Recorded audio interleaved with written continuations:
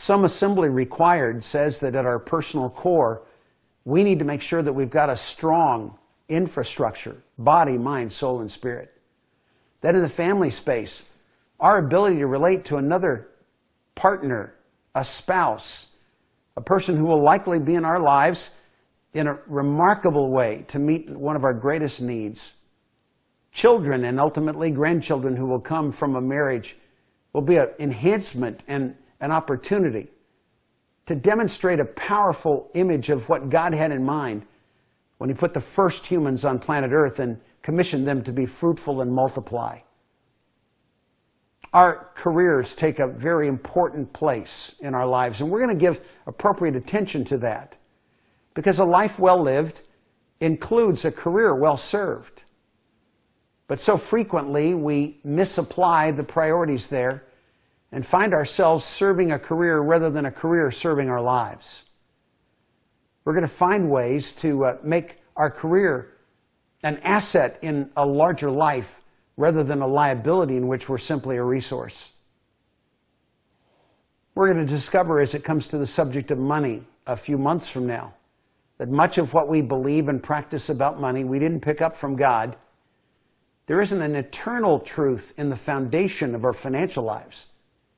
Too frequently, we're using the best that the culture can inform us with regard to money. And very often, it's unsound reasoning that can only take us to ruin. And then we're going to arrive in our third year together at some of the most important conversation we can possibly have.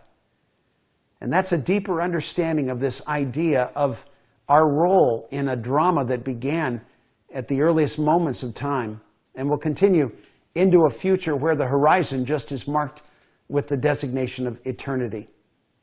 And we're playing a part in this grand drama that God calls history, His story. We're going to find that our calling is our unique placement, a role for us to fill, a part for us to play, a contribution for us to make. And we're going to discover that most people have taken far more attention and time and money in refining their careers, but tragically have never been helped in making some commitment of their capacity to discover what God called them to be and to do. That will be the highest point of our conversations in this time together in Masters Online. Life mastery, life to the max, some assembly required. Jesus modeled it, and the men who followed Him in the first century knew it. Those who were designated apostles were commissioned to demonstrating in their own life experience the model that was begun by Jesus.